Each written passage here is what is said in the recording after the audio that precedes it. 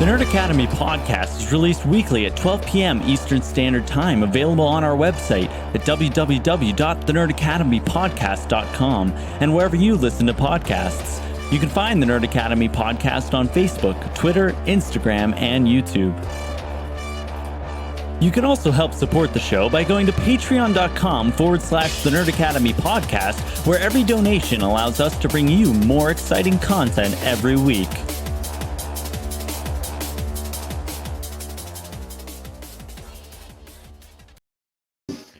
Good morning, class, and welcome back to the number one Contender podcast, the show where your favorite nerds talk all things movie trivia Schmoedown. I am your host, Jarod the Dark Jedi Bachman Stubbs, and joining me, as always, is your resident quirky dungeon head, the one, the only, Travis Grossman. I thought you were frozen. Nope, I gotcha. He's here. I'm here. It's his turn to be under the weather on camera. Yeah. Only he I'd like sounds. to apologize. I'd like to apologize for sounding like a white guy trying to do Morgan Freeman ASMR. Here's the thing, and I don't want to make it weird in the pool.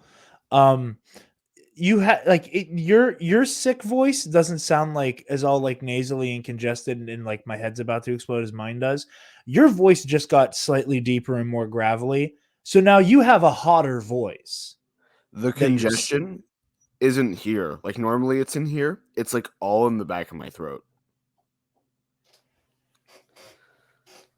Like I said before we started, it's giving you very big corpse husband vibes, vocally. So talk me like I hate me. Anyway, yeah, that hurt just doing. But yeah, welcome to our spectacular pre-show. The pre-show isn't spectacular, but we're talking about spectacular.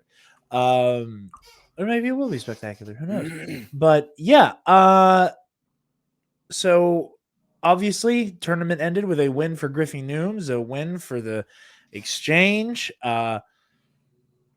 That's kind of a foregone conclusion now. That has already happened. Kind of, we're going to acknowledge it here just because Thanksgiving and me being COVIDized prevented us from getting to talk about that.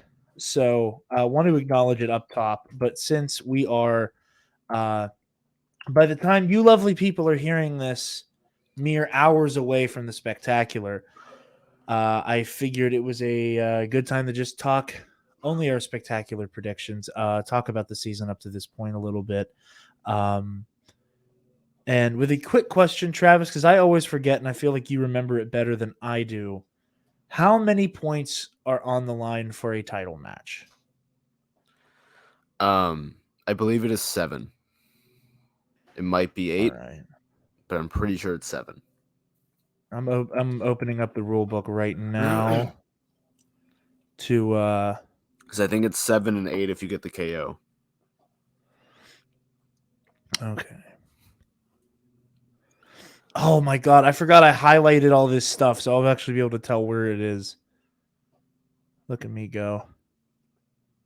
Look at me accidentally doing me a favor from the past, all the way at the beginning of the year.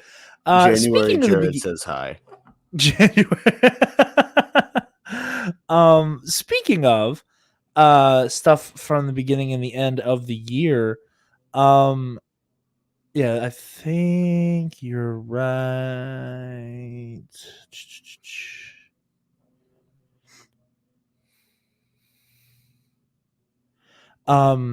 Just wanted to do a quick thank you to our listeners, specifically those of you who use Spotify to listen. We're recording this on Thursday the 2nd. December 1st, Spotify Rap Day happened, and Spotify for Podcasters is a thing. So we got to see our own stats and a year in review for us. And I want to have the numbers exact here. For those of you who listen to this show and any of the other shows in our little network, as it were, our listeners are up 136%. It says hours. I don't know if that means hours streamed or hours produced is up 126%. I'm assuming that's hours listened to, because we definitely increased that by way more on what we produce. Streams are up 125%, and followers are up 118. And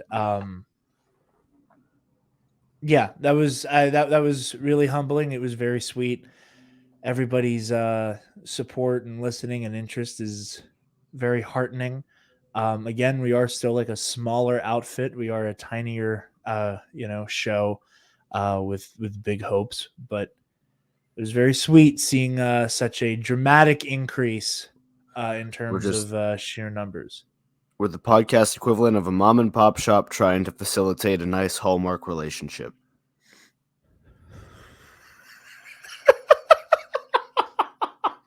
It's fitting because right now, dude, I'm telling you, there's this guy that works at Hallmark. He's one of the main guys on rotation for their movies. He looks just like Mike Kalinowski. I'm so hoping for the day one of the schmo people we love ends up in a Hallmark movie. I have to double take every time I see KO specifically. Oh, that'd be so funny. I want to see Kalinowski in a Hallmark movie so bad. I do too. I want to see him in a Schmoedown themed Hallmark movie. I want the Schmoedown to make a Hallmark style movie. Okay, that's page 7. I'm trying to make sure I want to say it with 100% certainty. Oh, that it's 7? Yeah. Yeah, I'm pretty Title sure matches and tournament finals are subject to rules set forth below, and as the terms and rules applicable to all match play unless otherwise stated. National champions, 5 rounds. Play the round structure on rounds 1, 2, and 5 are identical, except for 3 difference. It doesn't say in that section, but I think you are right. 7, 8 if you pick up the KO. So going into Spectacular. Oh, well, first, I'm not used to having a sponsor, and this is the second time this week I've blown past talking about our lovely friends at Sunday's Bloody Mary. I know whenever Travis and I get to watch the Spectacular, we're not watching it on the Saturday. Travis has plans because we both forgot. So now I don't think I have plans, but now I'm sick. So either way, I don't think we're watching it on Saturday. That's fine. Yeah. We'll find out. We'll find out. Monday, we'll be watching it Monday because Travis had plans and is now sick. So either way, we don't want to be breathing on each other. But Sunday's Bloody Mary, we got the award-winning Spicy Caesar, my favorite. The mild mix, the rim salt, the subscription box, the vegan mix. We got pickle garnishes, okra, dilly beans, and asparagus. I like asparagus in my Bloody Marys quite a bit. They got some merch. They got some shot glasses. They have everything you would need for your Bloody Mary needs. I'm a big fan. These guys have been really sweet. They've been really fun. Again, greatly appreciated to them for helping out another little podcast here. So go check them out. Go to sundaysbloodymary.com/shop. Use code TNAP, TNAP at checkout, and you'll get 10% off your order, and you'll help out your favorite nerds. So that said, hopping on over to our faction standings. Currently, the Finstock Exchange has done it. For the first time, they're on top. They're clocking in at 93 points. Corruption is not far behind with 83. And the Quirky Mercs are at 81. And the Dungeon is at 76. Now, basically, the entire top 6 are all playing in Spectacular. The Den has an opportunity to... basically, these two are locked where they are. The belt will go where it goes. This is not going to affect the faction race at all. The way the numbers shake out, and I've been seeing everyone talk about this, basically it's just Finstock and Corruption.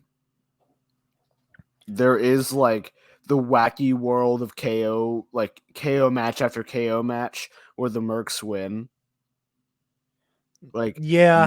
Mike has to get KO'd, then Shazam has to win by KO, and then I forget who has to win between Griffey and Marisol and also get K. And one of them, whoever wins, has to KO the other one. Like, it's this really weird set of circumstances where the Quirky Mercs could theoretically come out number. Oh yeah, wait, because if Marisol and Mike gets KO'd, Marisol wins. And then Shazam wins by KO. They'll be tied with Corruption, and then they'll win by win-loss record. That's their only way of winning. It probably won't, like, there's almost no way that happens, but it is technically possible. I see. It's gonna be tight. We'll be getting into this. It'll be it's gonna be a very tense thing, or tense event. I know, again, because we're not going to be able to watch until Monday. I'm not going to be touching Twitter for the entire weekend. Yeah, I'm excited for everybody. I hope everybody has a wonderful time. I'm shutting my Twitter off for the weekend, and I'm not looking at it until I watch this with Travis. But yeah, I mean, it's really tight. It's tighter than it was last year. Last year it was over in the first match. Mm-hmm. Because it was that, like, Swag was right neck and neck with Corruption, and if Ace had won, then, like, Corruption would have been in a situation where they had to win at the end between Merle and Collins. Obviously, Collins won, and they probably would have won the faction race either way, if memory serves. But this season, it's different. Every match is going to count. And Travis and I are both on the edge of our seats because all of our favorite factions are in play. Like, the Corruption is obviously my first favorite. I've said before, like, the Finstock Exchange is probably my second favorite faction as a faction. Like, Corruption I love because of, like, the characters. The Exchange I love because, like, the trivia, and because of Finstock and Roka, and JTE as well. In terms of, like, people who, like, I knew at the beginning of the season. Obviously Griffey Nooms, Gold Leader, Khan, all legends in the making and powerhouses. But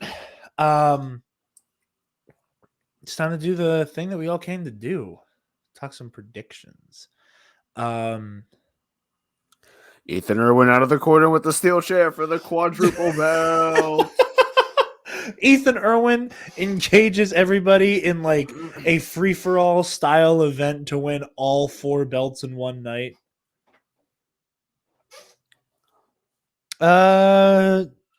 Travis, which one of our predictions do you want to do first? You want to just go in order? Go, like...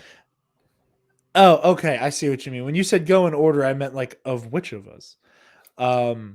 I got confused by what you meant. So, and I'll just, like, go back and forth in the drive here. Is this the order the matches are going to be happening in, or is it going from the bottom up? I think it's presumed bottom up. I really hope it's the bottom up, because in my opinion, that's the best lineup. Because that's the, like, it's random. This is the, like, formally it goes Star Wars to Intergeekdom to teams to singles. Yeah. Normally, the, like, supplemental match, like last year, I think Kevin Smith had a match at Spectacular, if I remember correctly. And that was up front. It was Kevin Smith and that really nice wrestling lady whose name escapes me, and I feel bad. I thought he played Zefler and Flaus at Spectacular.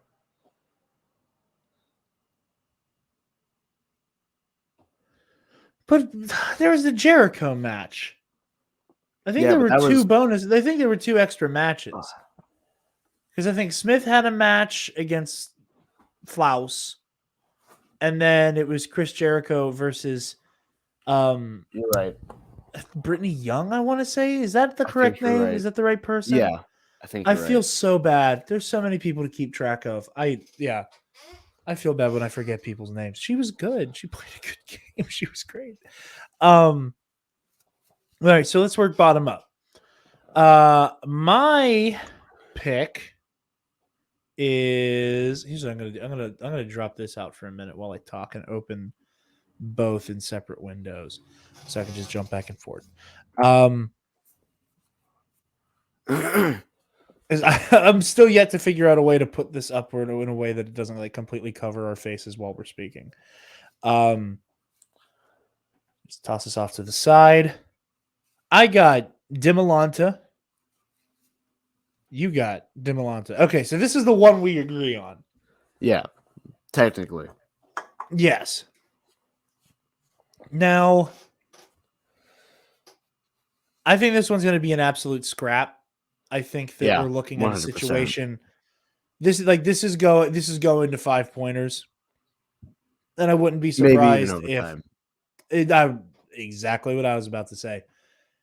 This is going to 5s or overtime. I'm really looking forward to it, considering that every question in the past couple Star Wars matches, in terms of the quarterfinals and then the final or the semifinals and the finals in the Star Wars tournament, basically have all felt like a 5-round match made up of 5-pointers. Obviously, some were a lot easier than others. I'm being slightly hyperbolic there, but still top tier stuff.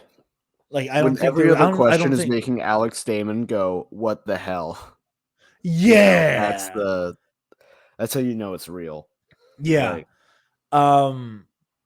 We're gonna get to the point where every question is just here's a scene with a lot of like characters in it in terms of like background characters and side characters. Whomever can name the most is the champ now. Like that's where we're kind of getting and going towards at this rate. Again, I hope that speculation that PJ Campbell offered that maybe since it's Star Wars, it's going to involve more of the canon next season. I think a lot of people can breathe a sigh of relief that the movie questions might be able to calm down a little bit because you'll be able to also focus on the Mandalorian and the Clone Wars and Rebels and Resistance, the Bad Batch, all that stuff. So that's the drawback of recording this during the week. In the morning is that all my massive contingent of alarms start going off at random. So yeah, I'm predicting Demolanta here, just because, if for no other reason, missing a question rolls off her back like it rolls off her like a something about a duck's back. I lost the metaphor, but something about ducks. Space ducks. Space ducks. Naboo space ducks, baby. That should be your new name, Nikki the Space Duck Demolanta. I think she handles those misses a little bit better. Where Tom Harper, again, absolute unit machine that he is, kind of like trips over himself a little bit here and there when he slips up on a question, and that might prove to be problematic. Both of them have equal amount of experience at this point with betting and speed rounds. Or honestly, not even, because this is going to be both of their first time into the buzzer. Mm-hmm. So that's fresh territory for both of them on that front. So that's an equalizer. This is the first time for both of them in front of a crowd. So I there's feel like a lot that of won't phase either of them, though. Not too much, but it is still a factor that, like, Yeah.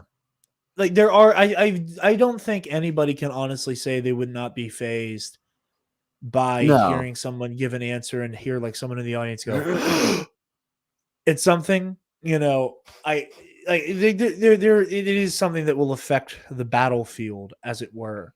Um, you have okay, so I I think how do you interpret the term confidence point? I think is an important question. The way that I for this one, I don't remember how I did it last time. I think it was a little different. I also remember putting a lot of ones last time. Yes. This time, a 3 was a neutral where I expected the person I picked to win, but would not be surprised if they lost. Like it could Yeah. go either way. A 1 is I am like not at all.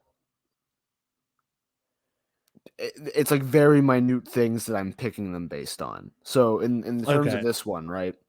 The only reason I've picked Nikki, I mean, one, we're more used to seeing her play right now. She's played more recently.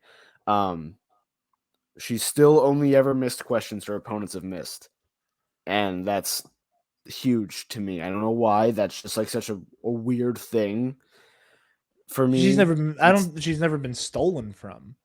exactly. She's like she does not miss ever. Shush. Um, and I think Thomas will have a harder time on the buzzer. Those are my 3 things. All 3 of those things could easily be overturned just by the fact that Thomas Harper is Thomas Harper, right? Yep. I think also people have been looking at their stats. Thomas Harper technically has a higher accuracy by like 4%, which is negligible to me. He has a higher points per match, but that's because he's played more 5-rounders. And he's had more games go to sudden death because he hasn't closed out as many games as Nikki has. So I think that the stats don't necessarily like they look like they'd lean to Harper if you just looked at the numbers, but when you consider what those numbers mean and how those numbers ended up there, it really is 50-50.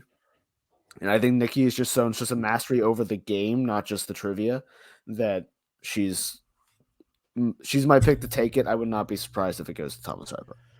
Okay, I think I adopted your previous interpretation of confidence point where I was like this could go either way.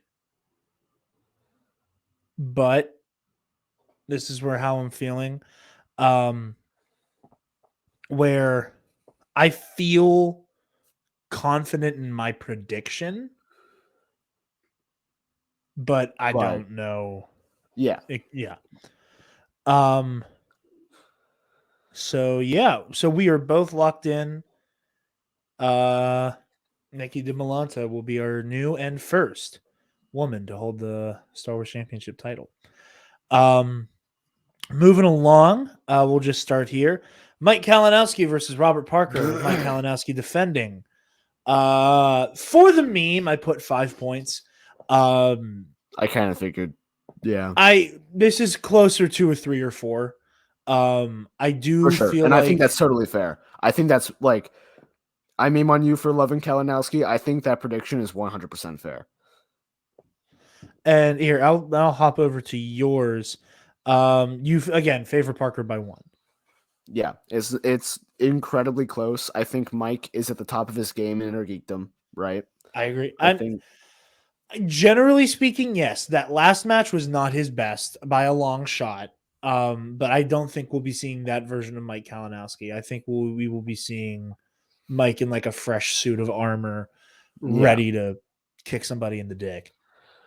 I think that the things that I mean, obviously I want Parker to win because Dungeon. Yeah. And I'm not gonna pretend like that's not a factor here. But Yeah. I think Robert A is also at the top of his game because he's had a couple of losses this season. He's had to fight his way back up twice, I think, this season. And that's got, his engine is revved. He's ready to go. He does phenomenally well in front of a crowd with Kaiser standing behind him. Like, the couple of live matches he's had, he is absolutely crushed. And I think that's going to benefit him a lot going into this. I think it's funny that the crowd is so going to be on Parker's side. Yeah. I think it's gonna be so funny because like Mike being Mike is going to get this resounding boo coming into the theater, Yeah. going in, and everyone's gonna be going ape shit for Robert Parker. A, because he's playing Mike, and B, because he's Robert Parker and he's fun to root for. He's, it's like fun, scrappy kid. I say kid, he's definitely older than us, but he looks small, is why I say that. Robert Parker is very small, but that is a compliment as well. If he ever sees this, I don't mean that to sound diminutive. I think you're right. I think that Parker, in some way, has a home field advantage, for lack of a better term. Again, not that Kalinowski is any stranger to live events. Of course, he's not. How's it feel? I'm not as good as like on the spot improving as you are. So like, don't hit me with the hey vamp. I have to go make gross noises. Rob Parker has like a home field advantage because like he feeds off of the energy so well. It's not that Mike doesn't. Mike just kind of like pulls inward, which is best for him. And I don't know. I think Parker does have a slight edge because he's been so good live. I do truly think Mike's gonna pull it out at the end here, though. Like he's been really good with betting round. I think that speed round. If we see Mike perform in the speed round like he did it with Chandru, yeah, for sure. Parker's but in trouble. I think if Mike that can also run away with the speed round, like Robert's got to. I think that means Chandru has to, or Chandru, Jesus. Robert has to like fumble in the speed round and get like tangle his own feet a little bit, which is it happens to everybody, So it's not like it won't happen.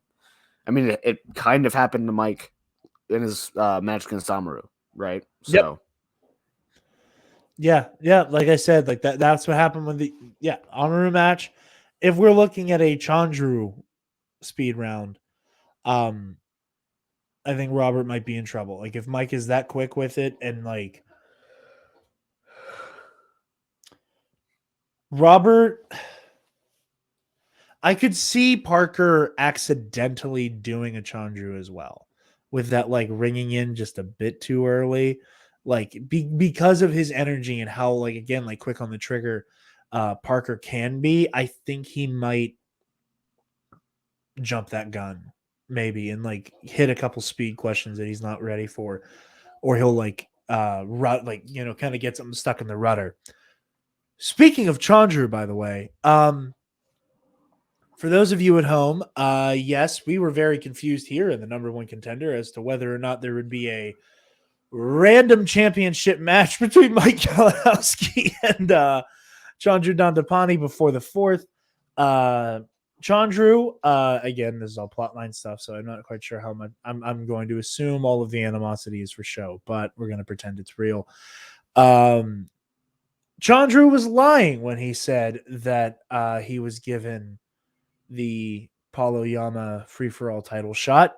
Paul said he'd consider it, and Chandru thought he said, I'm going to be considerate. That isn't what happened. Chandru was wrong. He did not have the title shot. He was bucked from that, and because of his antics, has officially been cut from Swag and will not be returning to that faction. So it sounds like Chandru Dandapani is the first of many, or of what I can only assume will be many high caliber players who will be, as our friend Frank Janish put it, a rogue agent in the Schmoedown coming next season. So Chandru being able to do his own thing, I think, is the best for him as a character and is a horrifying opportunity for him as a player. So I will not be surprised to see Chandru being the first Inner Geekdom challenger next season. Now, funny thing that I think we need to bring up. Historic if Mike defends here. First person to defend the IG belt 3 times. If Mike defends, he will be the first person in the Inner Geekdom to finally have the auto rematch. Mm-hmm. So if Mike can keep it here, and Mike can basically kind of like Alex Damon himself into having like this weird beginning of the season where it's like really big match. Oh my God, he lost it. And then he can come right back and get it. We might just have like 2 Mike Kalinowski live events in a row. Next season, assuming he defends here. If he defends here, Mike gets that mulligan, which I think is really cool and really good for him. Like Mike being able to have that chance to just immediately jump back to the front of the line to rematch because of his consistency and the way that, like, normally when he loses, he comes right back with one of the best matches of his life. Mm-hmm. So, like, Mike being given the opportunity to, like, rematch, I think is a guaranteed he'll take it back. I want to see him make history. I think I don't see. I would be surprised if anybody would disagree with this. But I think if Mike Kalinowski wins it here and is the first person to defend 3 times in a row, he is the undisputed IG GOAT. Oh, yeah. I mean, he already is, but... Yeah. I mean, I absolutely think he is. I think this is that, like, final flag to stomp down. This is my belt. In the same way people say that singles is Merle's. So, yeah. You got Parker. I got KO. Moving on to teams. We'll stay on your tab here. We got Shazam versus King Arthur. You favor Shazam with 2 confidence points. And I would prefer Shazam to win. I mean, again, quite frankly, the only way for we're gonna clean house, boys, with this soap. We're gonna clean house. That was clever. I think, quite frankly, again, maybe I'm missing something math-wise. The only real way for Corruption to, like, have a comfortable win here in terms of the faction race is if Shazam wins. Am I banking on it? No, I'm not. I'm very nervous about the outcome there. I think, I want Shazam to win. King Arthur has been so dominant, and I don't know. There's something about their very, like, aggressive, powerful play style that is scary to consider for this matchup. Did I show our cards for this? No, I don't think so. I just realized I'm looking at them on my computer, but I didn't actually share the screen. Yeah, like I said, I have 4 in favor of King Arthur. Travis is favoring Shazam by 2. Now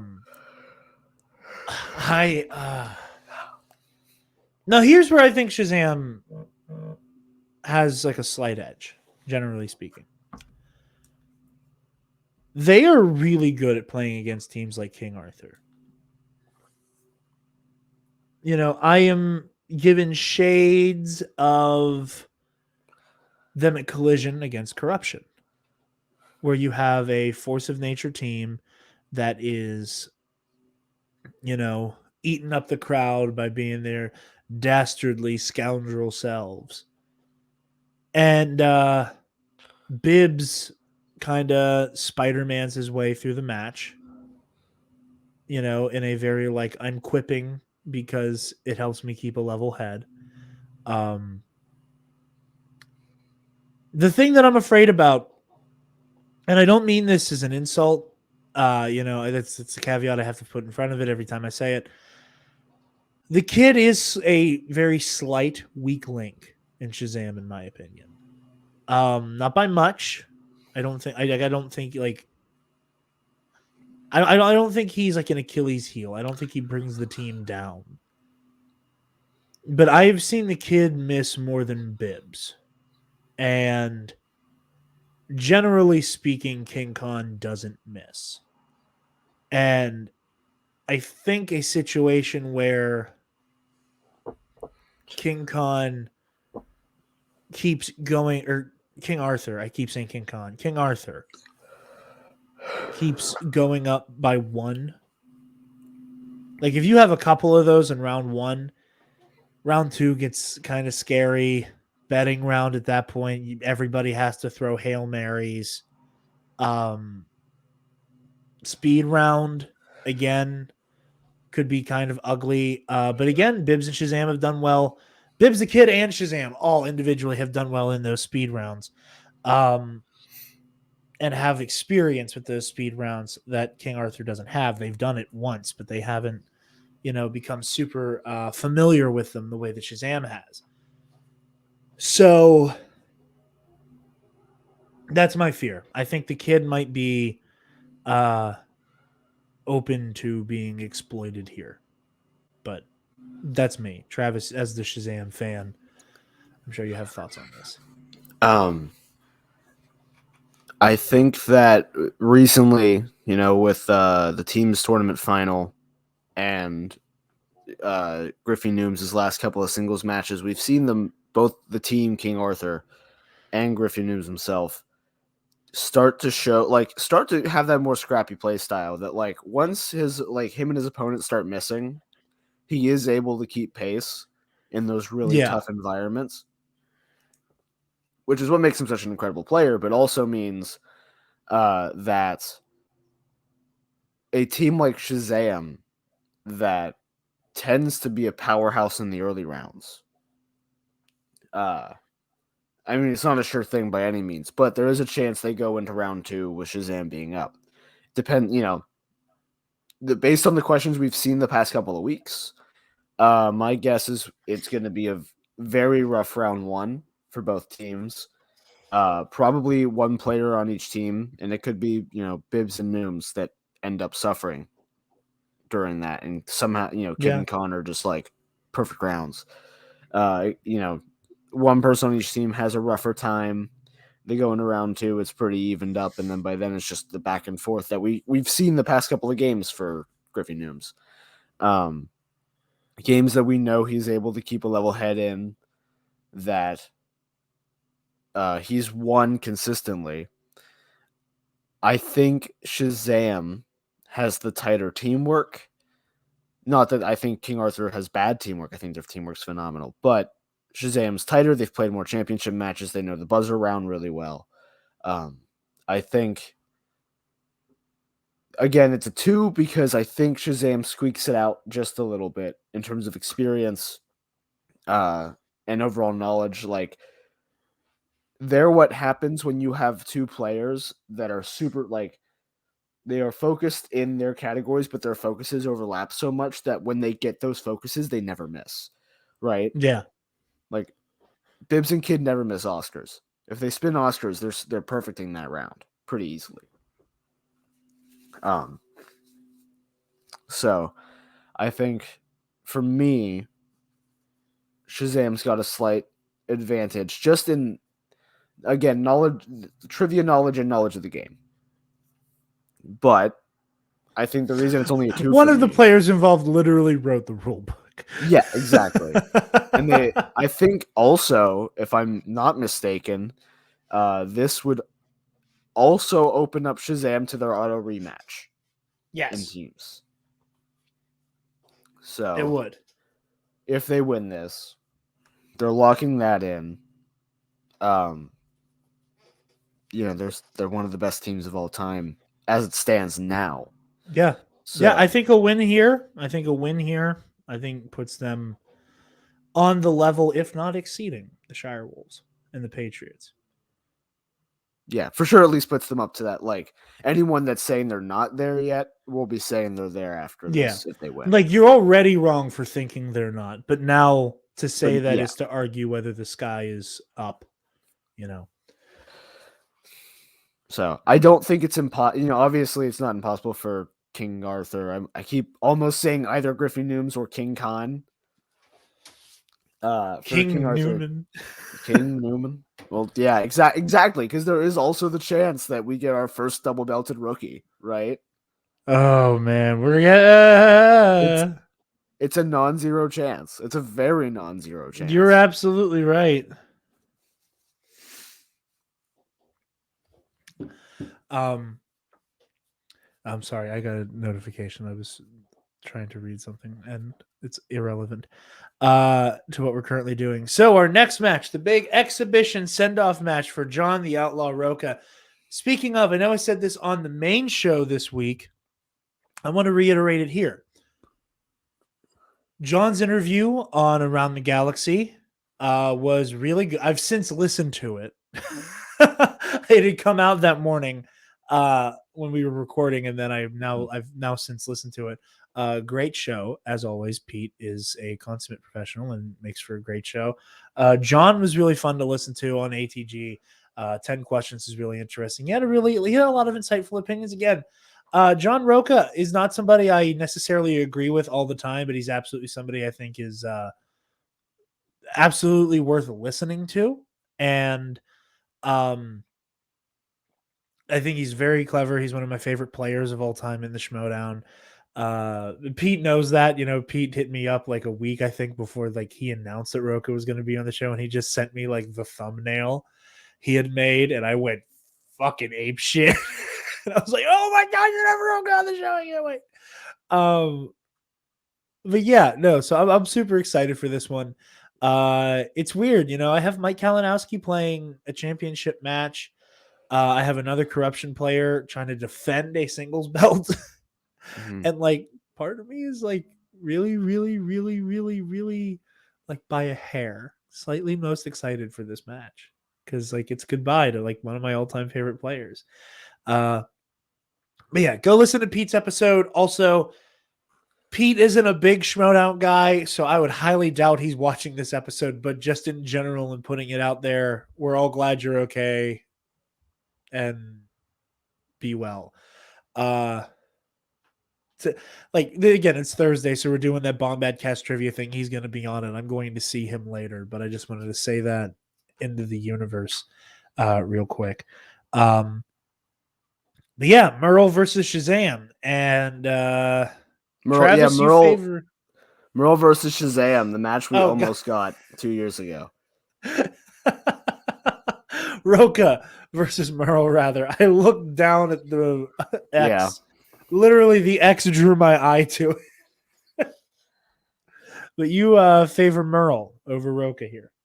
Yeah. I think like it's more narratively substantial for Roca to win. Like if he wins, I'm not going to be upset. But anytime Merle's in a singles match, I have to favor Merle. He's the GOAT, So that's understandable. We both have a margin of 3 here. I also prefer Roca, or I don't also prefer Roca. It's also by 3, but I prefer Roca. I prefer him as a player. I like him as a character more. I'm counting the seconds for the loud screaming shit talk that will undoubtedly ensue. I have to also say Roca was playing some of his best Schmoedown this season. Yeah. And like it's Roca a shame he was on didn't play in fire. the tournament. I'm sure there were reasons that weren't like he was told not to, Yeah. I have to imagine he had other professional stuff going on and he was like, "Hey, we have these people that can play. I'm going to sit out," and then realized he needed to back off from the Schmoedown a little bit. But stuff like that. And I think honestly, like from like a Schmoedown centric view, I think Roka was absolutely wanting to pass the torch. I think Oh he yeah. absolutely I think he and the Barbarian and Jate and Gucci all looked at the Finstock 4 and went, y'all are ready, and like slapped him on the ass and sent him off to war. And it was successful. They were dominating most of the bracket, and one of them won it. It came down to two of them, Finstock 3, Barbarian went in with them. But yeah, I think Roka helped train up some of the deadliest players in the league right now. And just there would be like a Rocky style beauty to Roka losing. Like either outcome, there's like a beauty to it. If he comes out on top, obviously he won his last ride. One man who beat you type vibe between him and Merle. That's cool. That would be really cool. And again, I'm rooting for that. I want Roka to go out on a high note of victory. If Dan wins, you kind of get that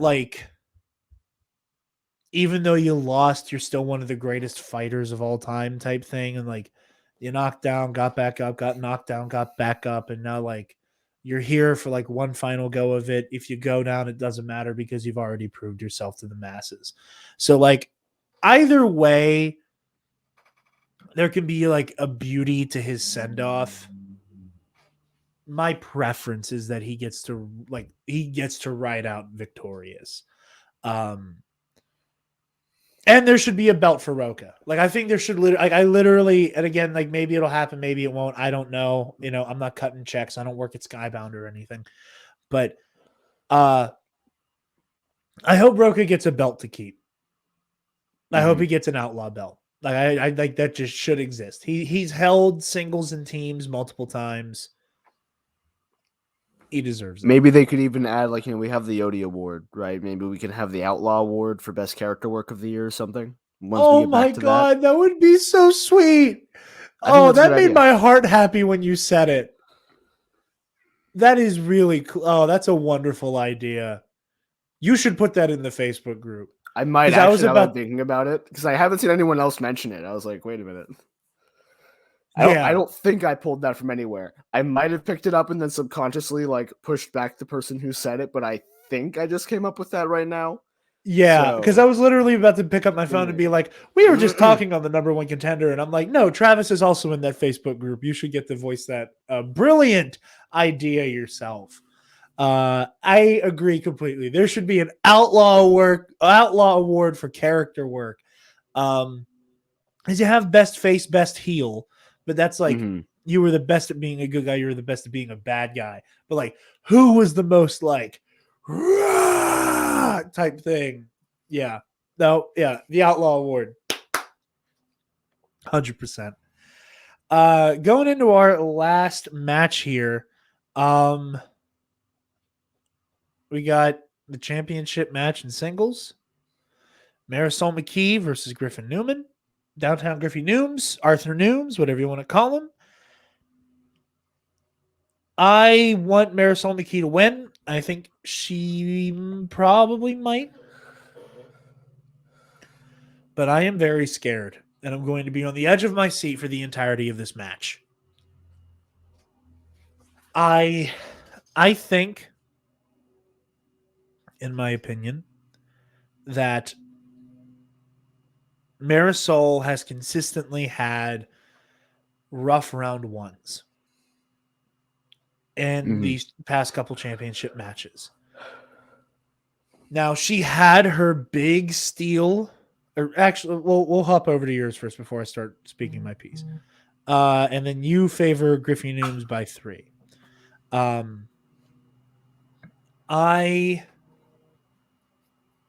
do I put it? She's had these rough round ones and has been saved in the second round with really big, impressive steals.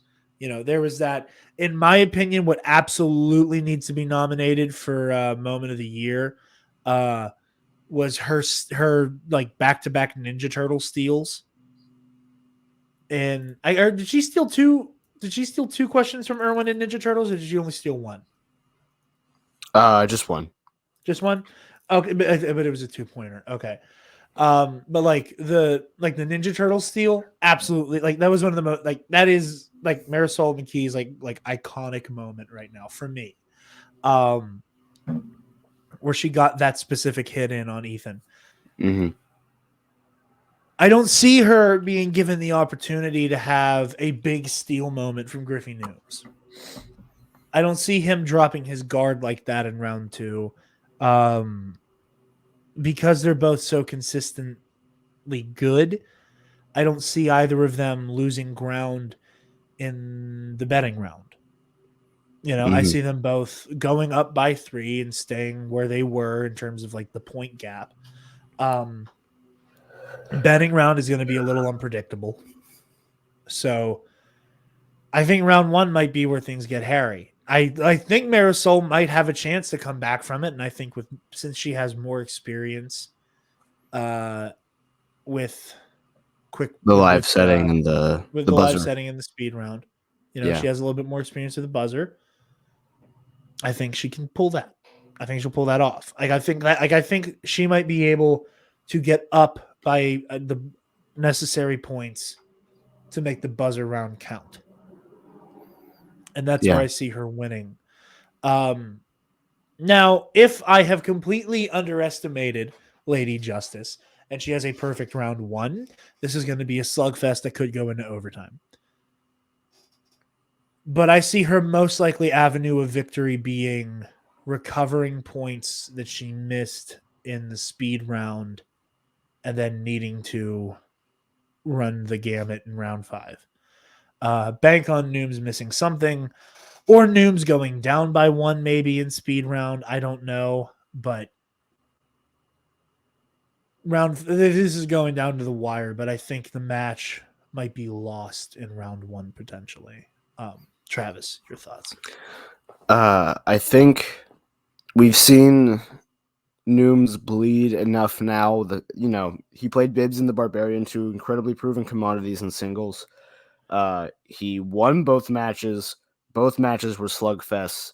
So that shows that Nooms is not only the dominant KO player, he's also a dominant slugfest. Like, he knows how to stay focused through the misses, even though when he like misses and he's like, wait, I knew that, or wait, I read too deep into the question, it doesn't set him back enough that he's gonna outright flounder the rest of the match. I have bet against Marisol McKee every single championship match she's played, and I have been wrong every other match she's played. I am not opposed to being wrong this time, Yeah, I certainly hope you are. I would very much like you to be. There's a part of me that is just so mesmerized by Griffey Nooms that I want him to come out of Saturday double belted. But that would involve Shazam losing, and that hurts my heart. So, we both have something to gain from keeping Griffey Nooms away from 2 belts. Yeah. So I think he's proven himself to be ready. Finstock has worked him up into this absolute powerhouse that he is. And I think even if he loses, he's going to go on to have another insane run next season. But I think he's going to start next season with a belt. I think it's time. We will see. All I know is it's spectacular. It's gonna be a big nut bust. I meant to do that at the top of the show and forgot to. Travis, any plotline predictions you have before we wrap up here? If you have any at all? Nope. I'm predicting a giant Schmoeminati info dump. Maybe. And also maybe an Adam Witt thing. Like the Adam Witt. I think all of our loose threads are all going to be tied into the Schmoeminati to put a bow on it. Mm-hmm. Like Adam Witt's in the Schmoeminati because the dungeon's too powerful. There might be something with Winter Soldier Andrew Guy, which we haven't seen anything about for months. So Or they you could can do just, like like- Adam Witt and Ben Bateman split off and start their own faction. Kind of thing. Ooh, I like that. I like that. And again, there's also the fact that, like, obviously factions are going to be different next season. And next season, anybody can join a faction at any time. They're being a little bit Yeah. more loose with it next season. It sounds like there's a hard number of 5, Mm-hmm. but anybody can come in and out at any point. I'm curious about who's going to be sticking around after this season. We know Kaiser is an actor or something and is doing things on CBS. I think maybe. I don't know if that was a joke or not still. I know, again, at the beginning of this season, Winston Marshall talked about being very busy. There's I'm very curious to see what managers we still have after this season. If we lose Winston and Kaiser and Roca all in the same season, I'm going to be a very lesser sad. Schmoedown, and I'll be very sad. It's a lesser Schmoedown without them. I'm sure they will find people who like bring the Schmoedown back up to the level, and like it'll still be but like they will be missed greatly. I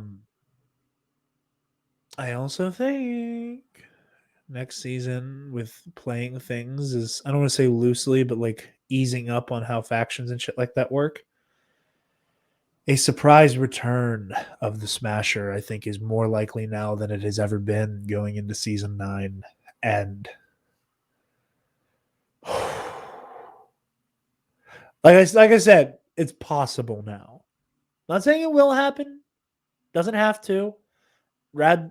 We'd all rather Kevin just sit down and do his own thing, but oh boy, howdy. I didn't say it because I don't want to get my hopes up, but I want it real bad. I know, me too. People don't understand because we didn't like record ourselves talking about the Schmoedown whenever Smets was still there. You guys don't understand the fucking vitriol. Playful. The kind of vitriol you guys see now, but like on steroids during the Kalinowski v. Smets days. It was something else. It was something else. Anytime we talked about it, I would just like, Kalinowski beats Smets! Kalinowski beats Smets! Favorite Christian Harloff audio drop of all time. But we're getting ahead of ourselves. But yeah, I'm very excited for Spectacular. This is going to be a wild time. I've had a blast doing this show with you, Travis. This has been a lot of fun. We threatened to do this for so long, and here we are at our first Spectacular we get to cover together. Next week's show is going to be all about Spectacular. Since we're moving into the off-season, episodes of Number One Contender are probably going to be a little sporadic. Whenever we get Schmoedown Award nominations, probably be your next episode. We've threatened to do like an episode where we try to do like an Inner Geekdom match between Travis and I. So like maybe that'll happen if we find the time before the season starts. Not going to make any hard commitments, anything like that. Obviously, this is holiday season. Everything is going to be upside down and backwards. But yeah, after Spectacular, probably less Number One Contender shows until the next season starts back up. But we'll definitely be around to cover Schmoedown Awards, draft stuff. Whenever we get announcements of what next season is going to look like, if we don't get that during Spectacular, we will be back to cover that if that becomes necessary. And again, if we find time to like do a mock match for funsies, we'll try to see if that could work. But yeah, until then, Travis, where can the lovely people find you, old friend? They can find me sleeping off this cold at Travis Political on Twitter and Instagram. Jarod. Yes, they can. Where? Yes, you find me on Twitter and Instagram at DarkJedi2552. And you can find the Nerd Academy podcast on Facebook, Twitter, Instagram, YouTube, and on our website, www.thenerdacademypodcast.com, where, if you're feeling generous, you can donate to our Patreon page. Give me $1.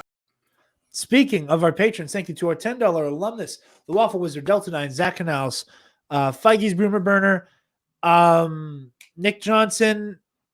Say Paco's name so I don't have to. Shinteru. Nani? Thank you, all of you guys. Did I say Nick? Yeah, you said Nick. Okay, good.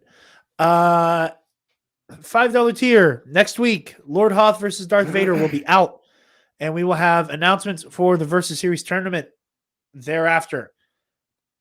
This will be out after it's already happened, but this week's episode of Knights of the Nerd Republic will be a re-upload of the Star Wars trivia, which is basically going to be a teams match. Literally, we based it on the Schmoedown teams format between Spencer and myself of Knights of the Nerd Republic and Jerry and Scotty from the Bombad cast. So either watch that on the re-up on Sunday or watch it live. There's no way you could have watched it live by the time you're seeing this. But if you watch ours, make sure you go back and like and comment and engage with their version as well. Check TeePublic for TNAP merch. This is the time to get it because everything is going to be super cheap and on sale. So keep your eyes on that. Keep your eyes on TNAP. We're getting close to Spider-Man No Way Home. So be all over that. Oh man, I can't wait. I don't know. I got to figure out scheduling for it. I want to do a final prediction episode. Because everybody has all their wild theories and stuff. So I'm kind of thinking about trying to do that. Again, no promises, just spitballing. So keep your eyes peeled for that. I look forward. I think we're also probably, depending on when we can do it and who all we can get on for it, might try to do our No Way Home review as a live show for obvious Spider-Man No Way Home reasons. So yeah, everybody just keep your eyes on this space. Versus tournament, No Way Home coverage, spectacular coverage, channel updates at some point moving into the new year. Keep your eyes on this space. Thank you all so very much for watching. SundaysBloodyMary.com/shop, code TNAP. Everybody take care. Happy holidays and smash cancer. Stop! Move away from the cookie jar!